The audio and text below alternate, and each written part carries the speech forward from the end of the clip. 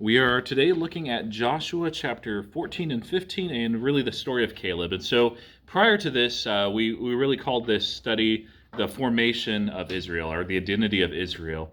And what's happening is not only is Israel literally being formed because they're taking over territory, they're moving from just a people group to an actual nation because a nation needs land.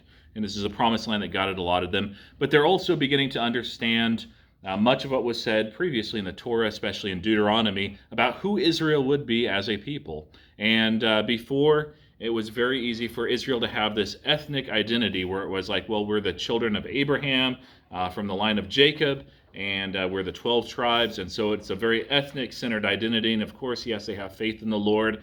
But we find out that Israel is more than just that.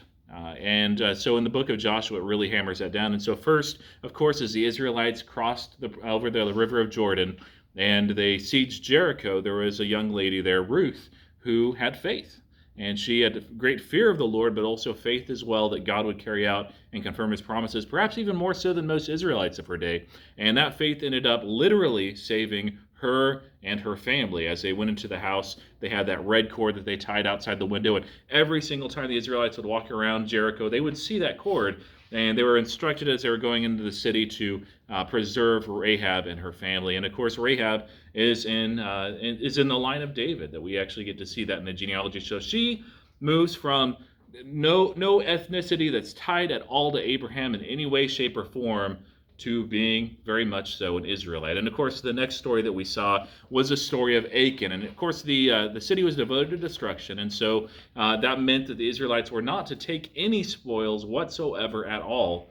And Achan ended up taking some gold, some silver, a nice cloak, and ended up hiding it in his tent. And of course, his family knew. It was obvious to his family. And as a result, Achan was judged, and he was treated suddenly, instead of an Israelite, because he was of that ethnicity, like a Canaanite, and he and his family were devoted to destruction. So, if it wasn't clear at that point for the Israelites, it should have become clear that Israel was a lot more than just an ethnic identity. And of course, then there was the Gibeonites. The Gibeonites came while they were at Gilgal, camped outside of Jericho, and right there, they deceived the Israelites, but the Israelites entered a covenant with them and kept that covenant, kept their promise, protected the Gibeonites from all these other city-states that came in the south. Remember, there was that big coalition in the south that initially was going to attack Israel, and they said, hey, we need to go after these Gibeonites because they are mighty, they're a mighty city, they're supposed to be on our side. And so Israel protected them, and that ended up leading to the conquest of many of those cities as well. And we'll look at actually that southern region a little bit more today. And the Gibeonites, we can see later in Nehemiah, when the Israelites are come back to the land, that they are a part of that wall building. They're treated like Israelites because at that point in Joshua, they didn't have faith in the Lord, as far as we can tell. They had faith that God was going to help the Israelites take out the promised land, but they were not worshipers of God. They perhaps worshipers of many gods. And at some point in that whole extension, they became believers and followers of the Lord to the extent that they were treated like Israelites. And so today, we look at one more instance, an example of that, and that's in the person of Caleb. Caleb is not, or at least is not by ethnicity, an Israelite, but he is an Israelite. And so let's look at that. So I need somebody to read to us just a little bit of the background on Judah, and the inheritance there. So verses 1 through 5, please, in chapter 14. These are the areas which the children of Israel inherited in the land of Canaan, which Eleazar the priest, Joshua the son of Nun, and the heads of the fathers of the tribes of the children of Israel distributed as an inheritance to them. Their inheritance was by lot, as the Lord had commanded by the hand of Moses, for the 9 tribes and the half-tribe. For Moses had given the inheritance of the 2 tribes and the half-tribe of the other side of Jordan. But to the Levites he had given no inheritance among them. For the children of Joseph were 2 tribes, Manasseh and Ephraim, and they gave no part to the Levites in the land, except cities to dwell in, with their common lands for their livestock and their property. As the Lord had commanded Moses, so the children of Israel did, and they divided the land. All right, and so a lot of Joshua chapter 15 that we're not going to read over has a place names and description of the land. We're going to look more at that in 2 weeks from now. But in essence, last week we looked at the allotment of the eastern tribes. These were again east of the river Jordan. There's going to be a controversy at the end of Joshua whether they really are Israelites or not, because they're not living in the promised land. This is not where God had given them the land. It was on this side. So yes, they are part of Israel. Spoiler. But we talked about that last week. This is one of the half tribes, and actually just half of Manasseh right there. You had West Manasseh as well. And so this week really focuses on the southern allotment for Judah, and goes through that as well. Now, would someone read to us the last verse in Joshua chapter 15? 15. Yeah, skipping a little bit ahead. We're skipping around just a bit.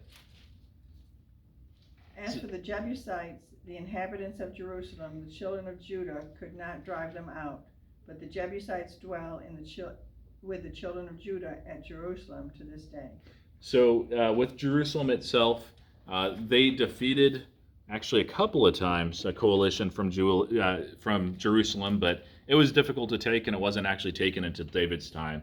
Although they had defeated some armies, they hadn't taken it fully. So we're going to see in 2 weeks that as they allot these different areas, even though it said previously the land had rest for war, there's still areas that are holding out, that have yet to be conquered. And one of these areas we'll look at here today as we look at the story of Caleb. So Caleb, of course, we're first introduced to him much earlier than before they entered the promised land. What's the first thing that you can think of as far as the earliest thing in the Bible about Caleb? The 10 spies, or 12 spies. 12 spies, yes. Yep. There's 10 that were not faithful and 2 that were, and he was, of course, one of the two. So yeah, they went into the promised land, they spied out and brought up a report. And that was an extensive event that they didn't go just for a couple of days, but they were checking everything. They were seeing what kind of people, fortifications, produce, and trying to get the whole layout of the land. And Caleb and Joshua came back very faithful. So let's actually look just briefly at 2 little sections there as we look at the background. So I'm going to read Deuteronomy 1, 34 through 38, but would someone read to us Numbers 32, 11 through 12 after that? So it's Numbers 32, 11 through 12. Okay, Robert, thank you. So let me get here to Deuteronomy. And just again, for as far as the historical context, this is more than 40 years earlier, or this is about 40 years earlier, because Deuteronomy is written in the wilderness. So Deuteronomy chapter 1, verses 34 through 38. Moses is writing, he says, "And the Lord heard your words and was angered as he swore, not one of these men of this evil generation shall see the good land that I swore to give you, your fathers, except for Caleb, the son of Jephunneh." And so the context is the Israelites were scared because of the bad report of the 10 spies, and they didn't really listen to Joshua or Caleb. And so they refused to go in the land, and God pronounced judgment. They said, okay, we'll go up in the land now. And they were crushed, and because God had pronounced judgment on them. And so this is a part of that judgment. And it says that he shall see it, so that's Caleb, and to him and to his children I will give the land on which he has trodden, because he has wholly followed the Lord. Even with me, the Lord was angry, and that's Moses speaking, on your account, and said, you shall also not go in there. Joshua the son of Nun, who stands before you, he shall enter. Encourage him, for he shall cause Israel to inherit it. So the context is, even though Caleb is not one of these 12 tribes, he is a Kenizzite. He doesn't, by right, have any of the promised land, but God says, you know what? Caleb has been so faithful. Not only will he survive these 40 years in the desert and be able to see the land, but wherever his foot trods, he's going to get some land. He has an inheritance with me. And so that is the faith and faithfulness of Caleb. So Numbers 32, 11 through 12, please. Because they did not remain loyal to me, none of the men 20 years old or more who came up from Egypt will see the land I swore to give Abraham, Isaac, and Jacob. None except Caleb, son of Jephunneh the Kenizzite, and Joshua, son of Nun, because they did remain loyal to the Lord. All right, so this is now, after that event, so more than 40 years later. We'll actually look at his age here in just a minute. But how does it seem to everybody else, like, compared to Caleb and Joshua? There's a big age gap. So what kind of responsibility might Caleb and Joshua have then for the rest of the Israelites? Mentors and leaders. Right. They're the old guys. Yeah. Trying And to keep up with them. quite literally, Joshua was going to be the leader, and Moses let them know that. But Caleb, even though he was not technically the leader, and he was not technically an Israelite, very much so was an influencer and would lead and provide that example and that consistency. And we're going to see through Caleb, he leaves quite a legacy, not just for himself, not just for his immediate family, but also for all of Israel to follow as well. And it leaves a lasting benefit for multiple generations. And so in Proverbs 18:32, it says that the righteous, or a good man leaves an inheritance for his children's children. And Caleb did that not just physically, but also spiritually as well. So let's look at Joshua 14 then, as we look at Caleb himself. And so I'll read this part here. It's Joshua chapter 14, verses 6 through 12. And it says, Then the people of Judah came to Joshua at Gilgal, and Caleb the son of Jephunneh the Kenizzite. When it says Kenizzite, that's his tribe, by the way. So there's a couple of different theories of where he came from. We don't know because the Bible doesn't say, but there was a group of people, the Midianites, that were living in between really the Levant and Egypt, and mostly they were nomadic and pastoral, and Jethro, Moses' father-in-law, is a part of those people, and it's thought that the Kenizzites might be part of those people as well. But where they joined, how they joined, when they joined, whether it's just Caleb and his brother, we don't know. But we'll get to talk to him one day, so we can ask him then. But Jephunneh the Kenizzite said to him, You know what the Lord said to Moses, the man of God, in Kadesh Barnea, concerning you and me. And so remember, that was that statement we just read, where Moses is saying, hey, the Lord had promised Caleb, where he sets his foot, he will get that land. He says, I was 40 years old when Moses, the servant of the Lord, sent me from Kadesh Barnea to spy out the land, and I brought him my word again as it was in my heart. But my brothers who went up with me made the heart of the people melt. Yet I wholly followed the Lord my God. And Moses swore on that day, saying, Surely the land on which your foot has trodden shall be an inheritance for you and your children forever, because you have wholly followed the Lord my God. And now, behold, the Lord has kept me alive, just as he had said, these 45 years, since at that time the Lord spoke his word to Moses, while Israel walked in the wilderness. And now, behold, I am still to this day 85 years old. I am still as strong today as I was in that day when Moses sent me. My strength now was as my strength then for war and for going and coming. So now give me this hill country, of which the Lord spoke that day. For you heard on that day how the Anakim were there, with great fortified cities. It may be that the Lord will give it to me, and I shall drive them out, as the Lord has said. So how old is Caleb? 85. Now, I'm 40. So he was at 40 years old at that point. Now, if you recall your strength and your health in your 40s, is it the same as it is today? I'm not saying you're all 85. I'm just asking. Is that norm to be like just as healthy and strong at older than 45? Only in your dreams. Only in your dreams, right? Or if the Lord grants it. And so God had a special purpose for Caleb, and it was to be in that leadership role and to continue to lead and help lead Israel, set that example, and of course provide that inheritance. And so this was one of those rare blessings from God where he gave him health and vigor to the extent where he's not just alive and walking around with crutches, but he's fighting battles. He's still at that same health and vigor as he was when they were ready to go up in the land, when he was there spying up with no issues at all. So,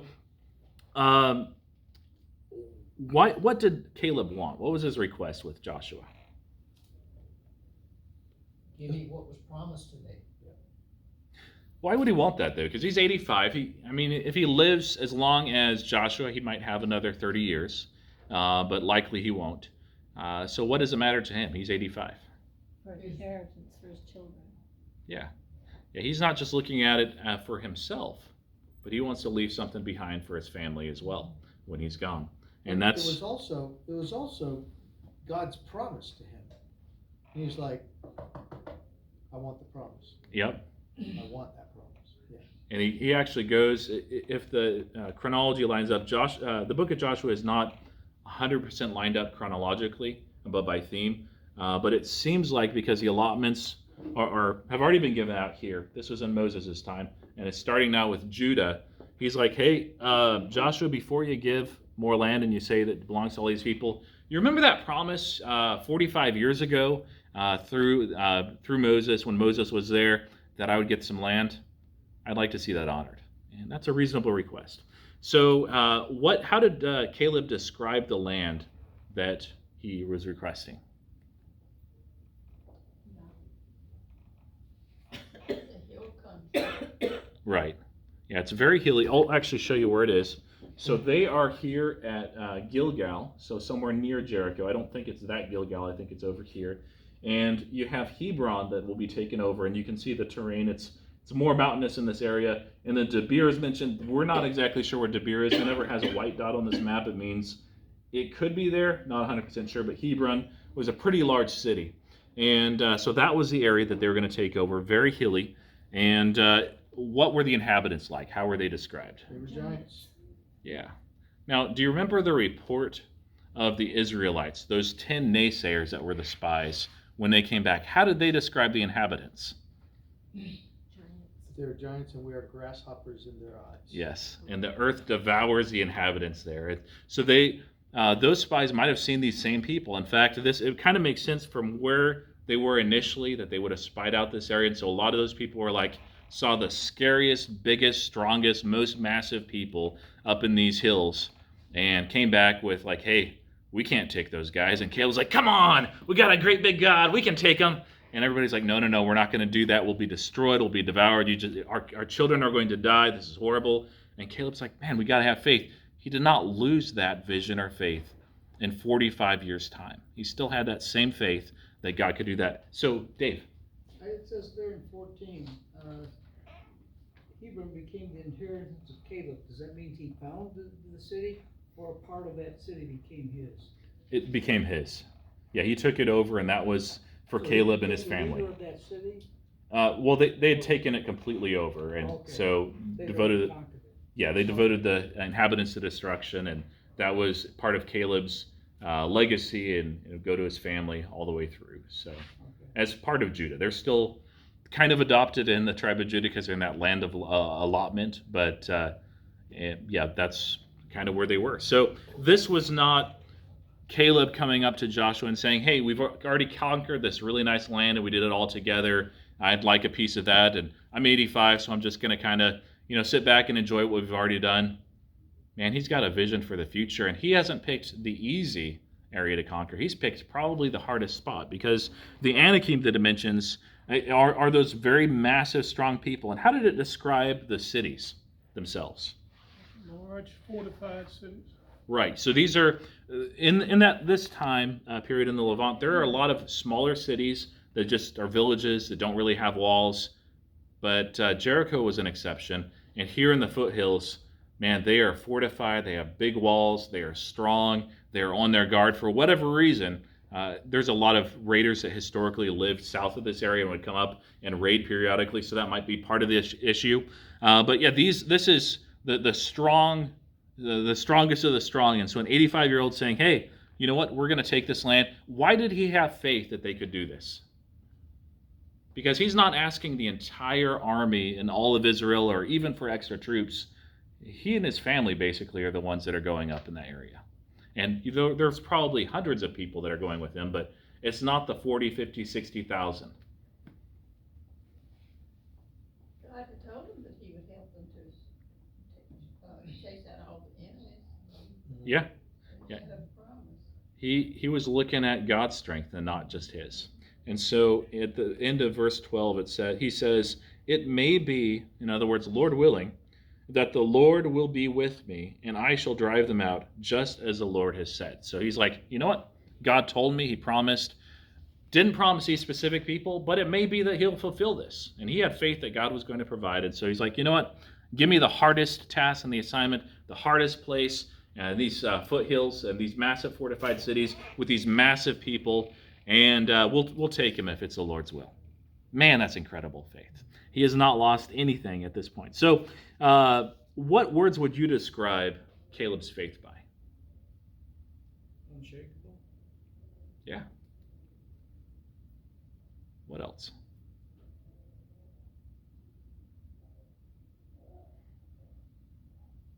Trusting God's promises. Yeah, very trusting of God's promises. It's consistent, isn't it? It's 45 years before, when he was much younger, it didn't waver. In fact, his faith might have even gotten more bold. So he was incredibly bold. There was a guy that I went to seminary with. His name was Shun, and Shun Abram, and he was, I think, about like 6'6", and pretty skinny, very, very dark skin. And Shun and I ended up went on a team that went to Mexico on a mission trip, and it was great because here I am, this very, very white guy, which is unnatural, and with reddish hair in Mexico, and so that drew a lot of people. And then Shun, who looks like an NBA player, and apparently in that area they love the NBA, and so people in the streets would just flock towards us. And many times we had a translator, and sometimes we didn't. But Shun and I were in a team of two together, and oftentimes if we had the translator, we'd be there. But the whole time, Shun's perspective was, man, we just got to be bold. We got to be bold. And he had that faith just like Caleb. And so we'd pray for boldness. And we're like, we just had this time in the season, and we're in a foreign country. We don't know Spanish very well. Sometimes we didn't have translators, but we'd just be, we need to tell these people about Jesus because he is the only way to heaven. And so initially, that one of those first nights, when everybody was resting in the hotel, like, we're going to go out and we're going to do some street preaching and teaching and just see how it goes with our very broken, limited Spanish, no translators. And I was like, I'm a little scared and nervous. And he's like, we got to be bold. Let's be bold. I'm like, okay, Shun.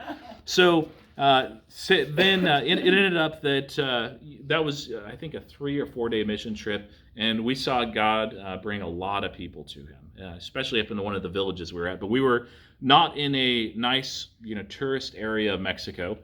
We actually went basically to the mountains where they were growing drugs, and there was the military battling things back and forth, and there was rebels, and people had bars on all their windows and everything. It was a little dangerous, but we were trusting God. And so years later, Shun is probably more bold than ever. He's pastoring in Memphis. Memphis is a hard city to pastor in, very racially divided, and just a lot of corruption, a lot of issues. But the boldness of Shun is such that he's African American, a lot of his congregation is, but he doesn't care what color of skin people have. Everybody, all of us, are made in the image of God, and apart from Jesus, there's no salvation. It doesn't matter your skin color. And so he preaches and teaches that way, and he and his church family had been praying for a while, and there was a Ku Klux Klan rally there in Memphis, Tennessee. Of course, it's a place where Martin Luther King Jr. was shot, so I think it had something to do with that time span as well. And there was going to be police and rallies and anti-rallies and all sorts of things. And Shun's like, you know what? We need to be praying for those people that are in the KKK because they're going to hell. They don't know Jesus Christ.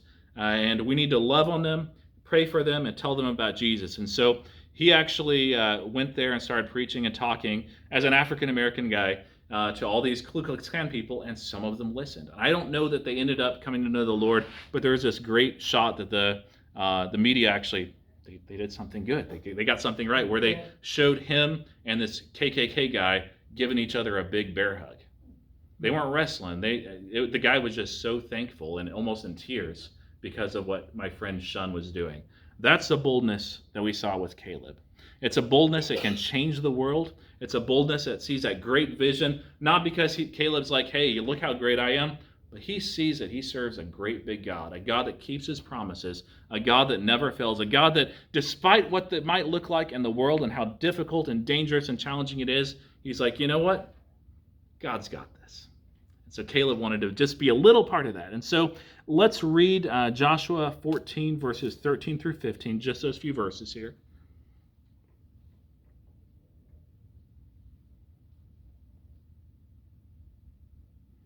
Has more names, so if you're not scared of names. Joshua 14, 13 through 15. And Joshua blessed him and gave Hebron to Caleb the son of Jephunneh as an inheritance.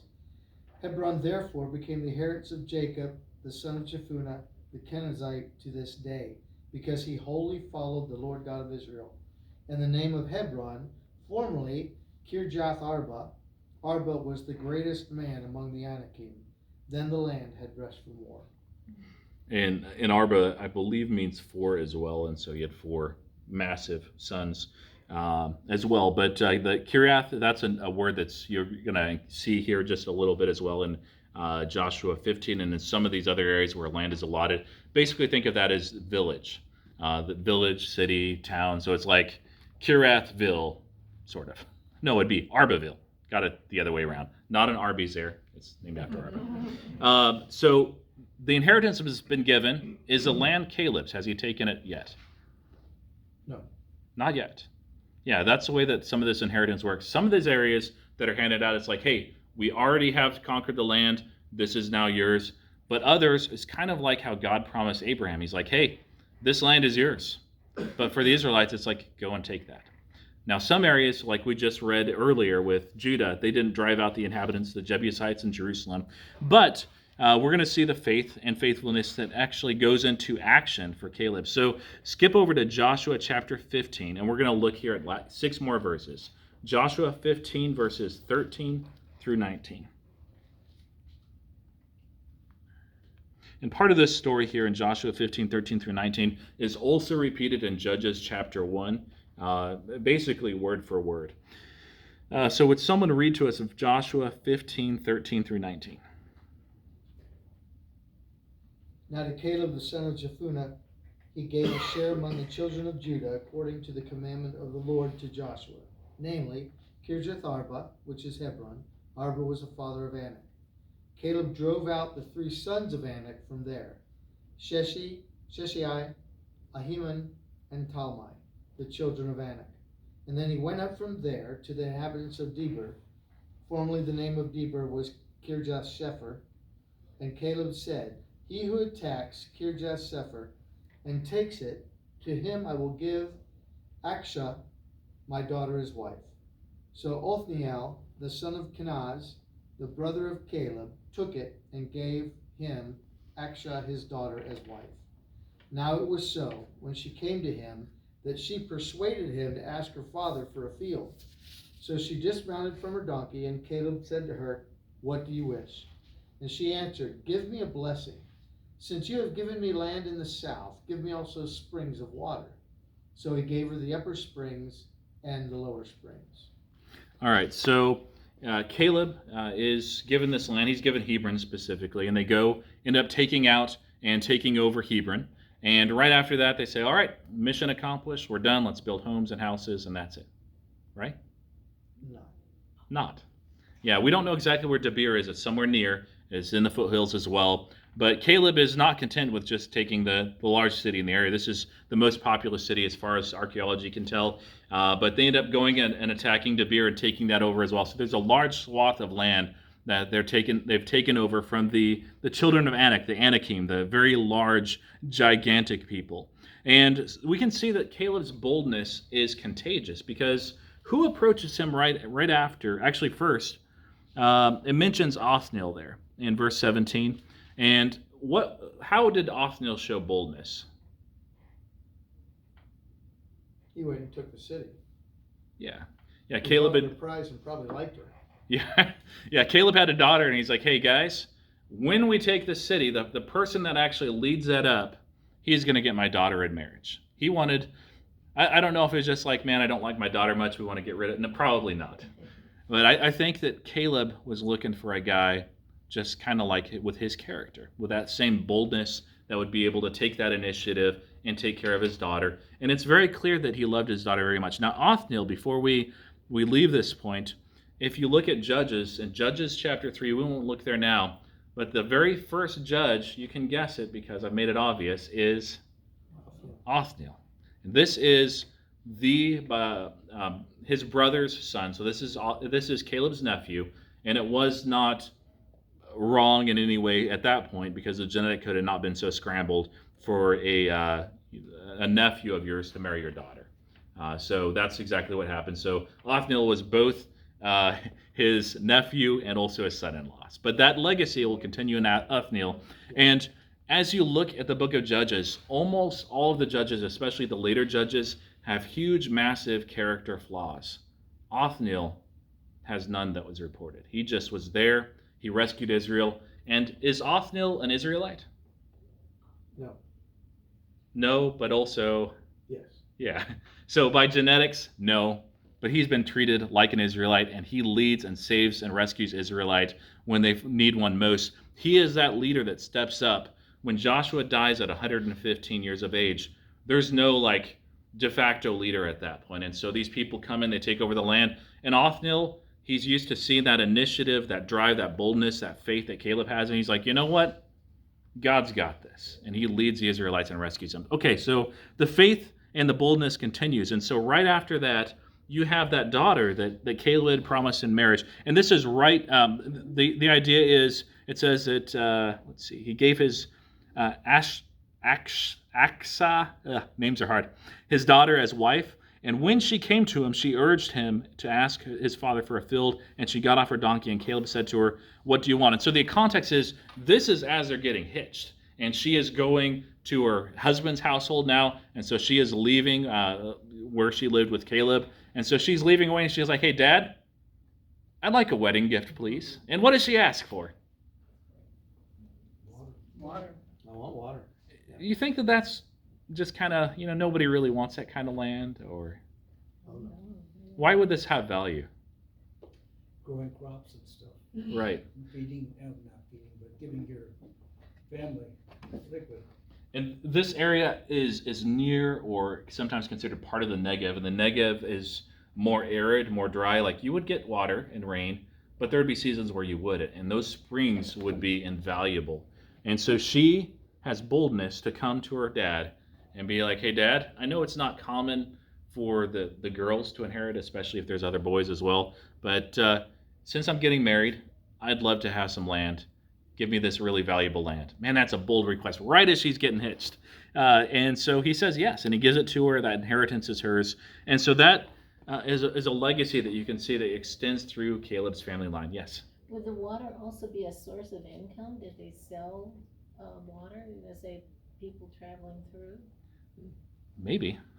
I don't know. That one thing with the springs, they don't know exactly where they are. Like they've not found, as far as through archaeology or anything, and springs can change and move around. So that it existed, no doubt, but how it was used, what kind of springs, there was obviously a good bit of water there. Would somebody else have their hand raised? No.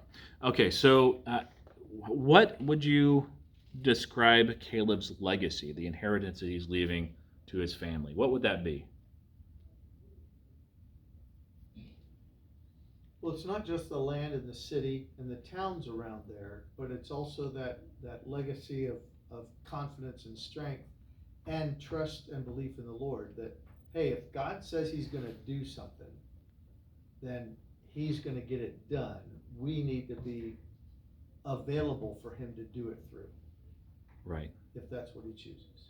And so, yeah, certainly he's leaving that as well. And what example is he leaving as somebody that's 85 years old and is leading his family to war? How might that influence and change the perspective for future generations? He had asked for a blessing, and then his daughter asked for a blessing. So she learned faith from him. Right. And I would say it's even further than just asking. They expected that blessing. Caleb's daughter did not come to him and say, thinking, well, maybe it's 50-50 that my dad gives it. And Caleb, while he didn't want to take the Lord's provision for granted, he said, it may be that the Lord will be with me and I shall drive them out. And he knew that God was going to keep his word. So they had that expectation of God working and moving. And it's a tendency in our society. I know not all of you are retired, but many are, or at least partly retired. And some of you hope to be at some point. And there's nothing wrong with that. But in your walk with Christ, there's no point where you're like, you know what? I've done enough. I'm going to wait till the Lord returns or takes me home. It's up to the younger generation now. Man, until your dying breath, this time in this life is precious. And you have the opportunity. It's never too late in life to leave a mark and leave a legacy, perhaps not even for your biological descendants, but also others that are around you and in your life. And I know, at least for me, and I know many in this church will look up to your generation and what you have done in the past. And of course, as the Lord tarries, there's other generations coming up behind. And so we're always in this cycle where all of us are like, you know what? I've done enough, and it's time for somebody else to step up. And there's times when you're like, I can no longer lift and bear this burden to this quite a great extent, but never just kick your feet up and say, you know what, my time is done. It's time for somebody else. Because oftentimes what happens is that's when the Lord says, all right, his time is up. So be bold, be courageous, have that vision of Caleb, and continue to remember that God really does answer prayer, that He does grant promises. What kind of legacy do you hope to leave behind for your family, for your extended family? When you pass, what are some of the things you'd like for them to say about you? I was faithful. Faithful, okay, yeah. And not just to the Lord, but to your husband, to your family, to, yeah. What else? And to set a good example. Mine will say you drove an old truck. Well, that teaches your family some good things, though. To be content with such things as you have, right? To be generous. Yeah. What other kinds of legacy, or what would you like for people to say and think of you as? And you may need to do some thinking on that, but if there's something that you're like, I'd love for my family to remember me by this type of character, it's not too late to be cultivating that. You might think, it's too late. I've already done damage, and none of us are perfect, man. All of us are sinners. All of us are in that together, saved by grace. But there's an opportunity to make an impact, and no matter what stage of life we're at. We see that through Caleb as well. And that's not because we're so great. That's because God is. Let's pray. Lord, thank you so much for your unfailing love, your faithfulness through all generations. And Lord, help us never lose vision, never lose heart, never lose boldness and courage, believing that you're a God who answers prayer. You're a God who keeps his word, that you're a God that's mightier than any force in this world, Lord. And just pray that as we get to, as you tarry until you return, that we never get to the point where we become complacent, Lord, where we kick up our heels and we say that we've done enough. Because there's always more that we can do, Lord. And just pray that you'd use us in this room to shape and change this church, this city, this nation, and this world in a way similar to Caleb, Lord, and Othniel and his family that just led that legacy of great boldness, Lord, the people of action that didn't wait for others to take up the lead, but instead they led the charge, and they served faithfully and sometimes very quietly, perhaps being unnoticed, but they continued to leave that legacy for their future descendants, Lord. May we do the same, and just pray that you'd be glorified in so doing. In Jesus' name, amen. Amen.